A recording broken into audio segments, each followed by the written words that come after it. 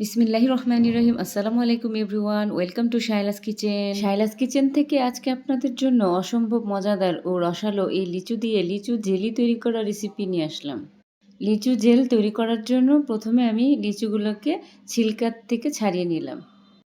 এবার লিচুর ভিতর থেকে বিচিগুলো বের করে নিয়ে আসবো।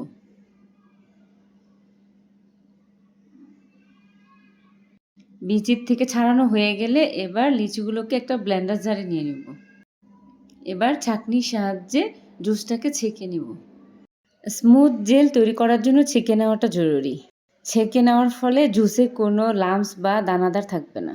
ছেঁকে নেওয়ার পর জুসটাকে একটা পাতিলে নিয়ে নিলাম। এতে অ্যাড করে দেব 1 চামচ চিনি, দিয়ে দিলাম 1 চামচ আগার আগার পাউডার। চুলার জাল এখনও অন করিনি। সবগুলো উপকরণ একসাথে ভালো করে মিক্স করে নিয়ে তারপরে চুলার জাল অন করে দিব। বেশিক্ষণ জাল করার দরকার নেই, কয়েকটা বলক চলে আসলেই চুলার জাল অফ করে দিব।